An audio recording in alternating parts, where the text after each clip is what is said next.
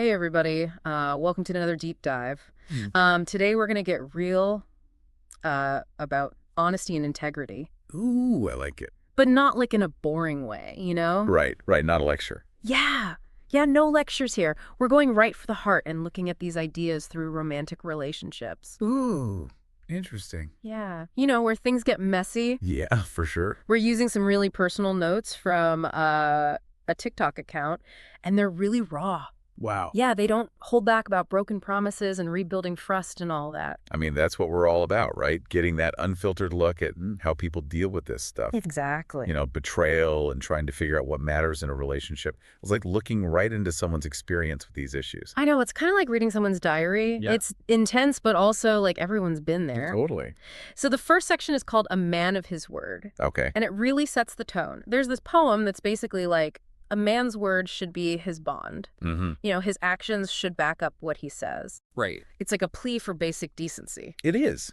And it makes you think about how much we as a society actually value keeping our word. That's a good point. Like, how often do you hear people just break promises left and right, make commitments they never intended to keep? Ugh, all the time.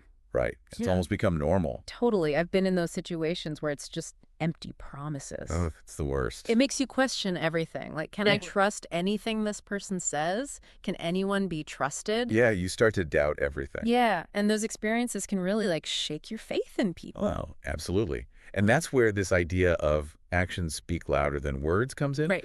It's not just a saying, it's like the foundation of trust, figuring out someone's character. Yeah. Especially in romantic relationships, you can say all the right things, but if your actions don't match up, Hello. those words are meaningless. There's this one line that really got me. It says, "She trusted your words, believed in your voice, but your lies left her no choice." Ooh, yeah, that's a gut punch. Yeah. I know, right? It just captures that feeling of betrayal. Yeah, when you realize you've been lied to by someone you cared about. Exactly. And it goes on to say, but to be a man of your word is more than just talk. It's standing by the path you walk. No empty promises, no careless deceit, just honesty even when it's hard to meet. Powerful. It seems like they just want consistency. Walking the walk, not just talking the talk. And that goes for everyone, not just men. For sure. It's about being someone who you can rely on, someone you can trust. That's the basis of any good relationship. Okay, so we've talked about honesty, keeping your word, and how actions show someone's true character. But what about when someone has personal issues that affect their behavior, Mm. even if they really care about the relationship? Does that change things? That's a great question, and it definitely makes things more complicated.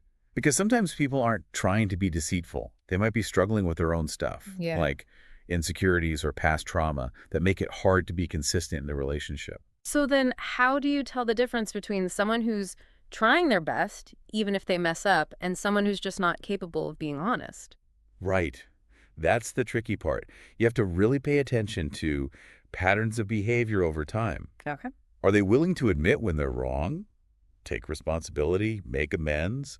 Or is it just excuses all the time and no real effort to change? So you need to look at the big picture. Yeah, not just isolated incidents. Mm-hmm.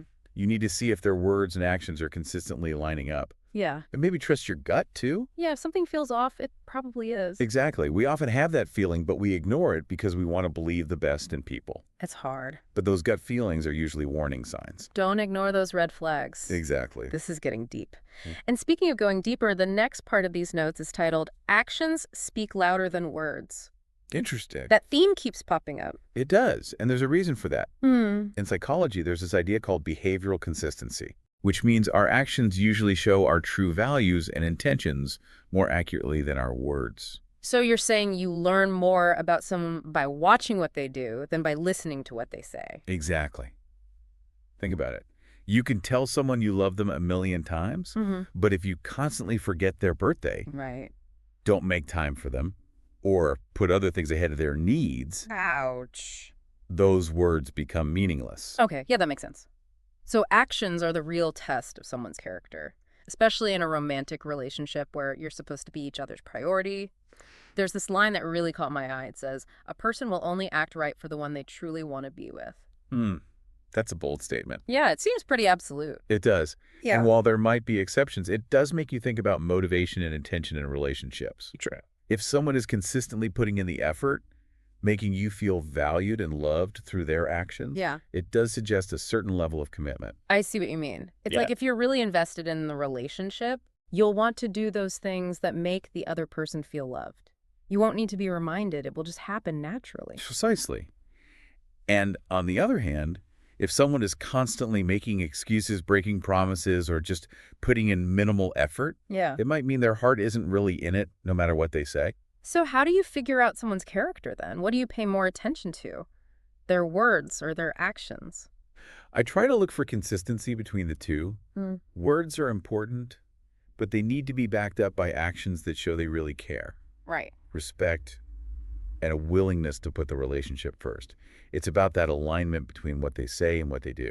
When you put it that way, it's actually empowering. It is. We have more control than we think when it comes to choosing who we let into our lives. Absolutely. And speaking of control, the next section takes a darker turn. Oh. It's called A Farewell to Deceit, and it's where the raw emotion of betrayal really comes out. Okay. And it's intense. Yeah. The writer does not hold back. Like, what kind of stuff are we talking about? Lines like, "You played me with words, with gestures, with lies," and "The betrayal cuts deeper than heartbreak, a wound that festers refusing to heal." Wow. Yeah, you can feel the pain and anger. Right. It's like oozing off the page. So we're going beyond just actions speak louder than words.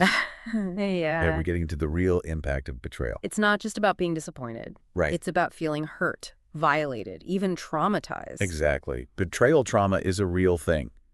And it can have lasting effects on our sense of self, our ability to trust, and even our future relationships. That's heavy stuff. It is. We've covered a lot already, but there's still so much more to unpack.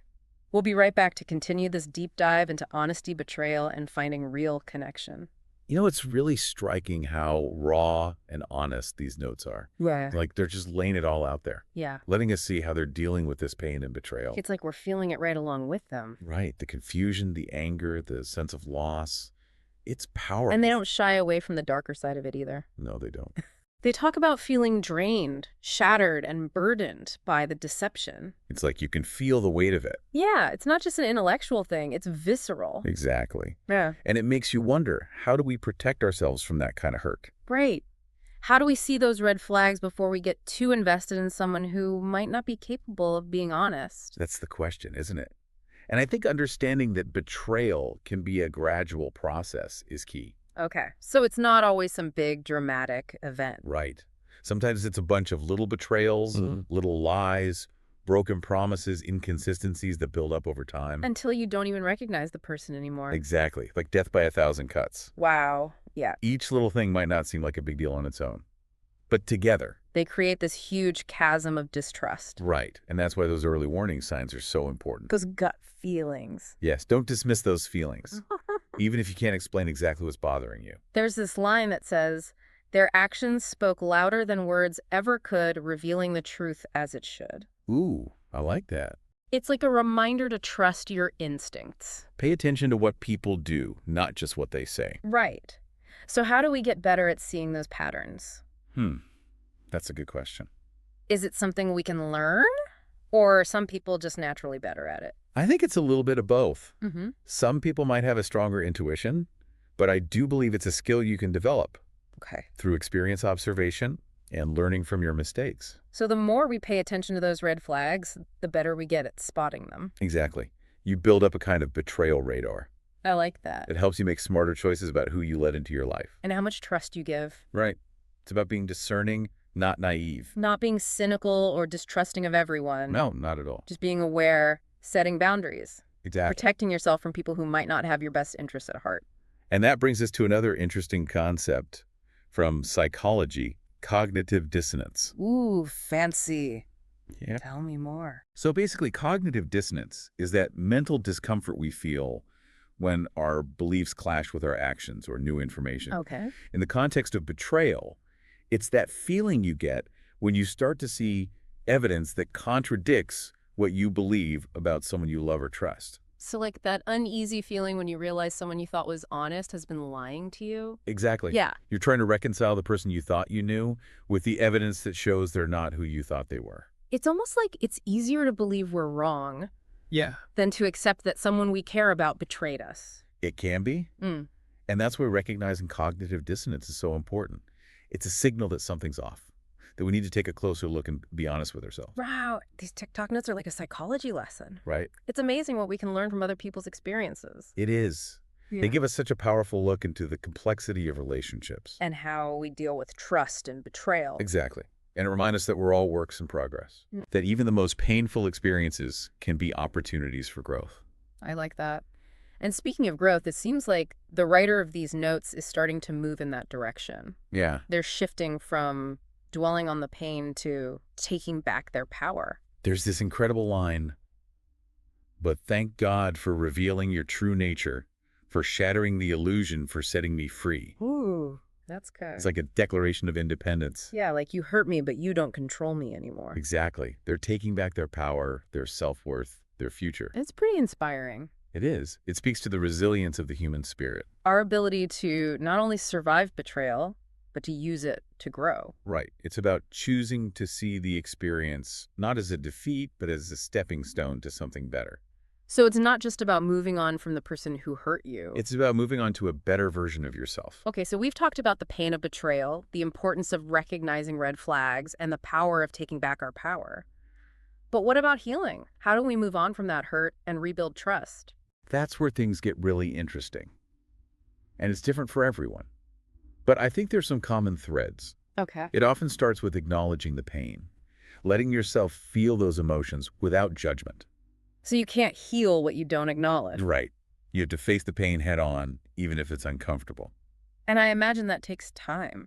Absolutely. There's no quick fix for this. It's a journey, not a destination. And it requires patience, self-compassion, and being gentle with yourself. Exactly. There will be good days and bad days. Ups and downs. But the key is to keep moving forward one step at a time. These notes seem to suggest that forgiveness can be part of that healing. Yeah. But it doesn't mean condoning the behavior or going back to the person who hurt you. That's such an important point. Forgiveness is often misunderstood. It's not about letting the other person off the hook. Okay. It's about letting go of the anger and resentment.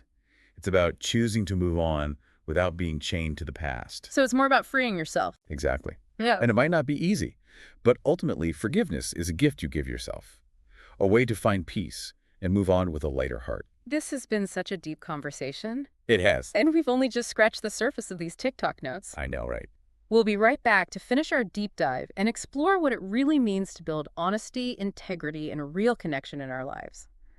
All right, so we're back, ready to finish up this deep dive into these notes about trust and betrayal. You know, as we've been talking, I've been thinking about how easy it is to blame the other person when they hurt us. Yeah, we focus on what they did, their flaws, their betrayal. Right. But this last section of the note seems to shift that focus inward. Yeah, it's like they're moving from what did they do to me to what can I learn from this? It's about taking ownership of the experience and growing from it. Exactly. This line really stood out to me. Their actions are a mirror to their soul, revealing truth, making me whole. Wow. It's like realizing that their behavior says more about them than about you. Right. Their dishonesty doesn't take away from your worth. Yeah. It's their problem. They're failing. Yeah. And in a way, it makes things clearer. It shows their true character and frees you from the illusion. It's like a weight being lifted. Exactly. You see them for who they are and let go of the version you wanted to believe in. It's a crucial step in healing. Yeah. As long as you're holding on to that idealized image-making excuses for them, you stay stuck in the cycle of pain.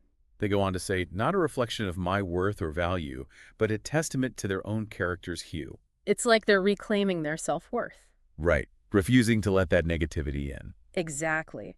Our worth comes from within. It's not based on what others do or think. And that's so important to remember after being betrayed. It is, because betrayal can really shake your sense of self, make you question your own judgment, your lovability.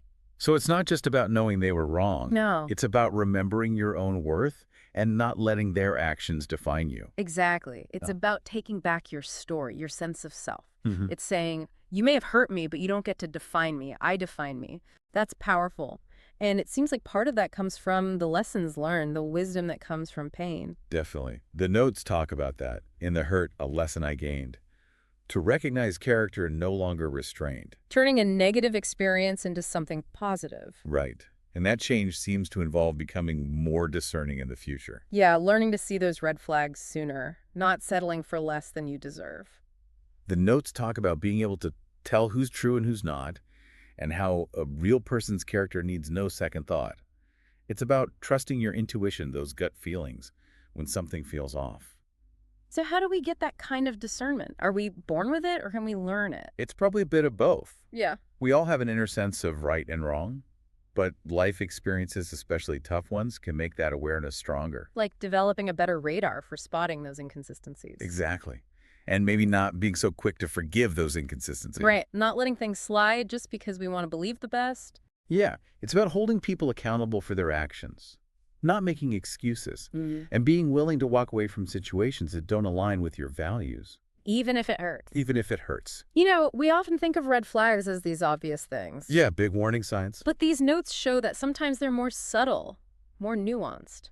Right. It's about paying attention to those little inconsistencies when something just feels a bit off. It's about listening to that inner voice that says, pay attention, something's not right here. And trusting that voice. Yes. It's like these notes are encouraging us to become detectives in our relationships, looking for clues and evidence. It's about being more mindful, more aware, more discerning.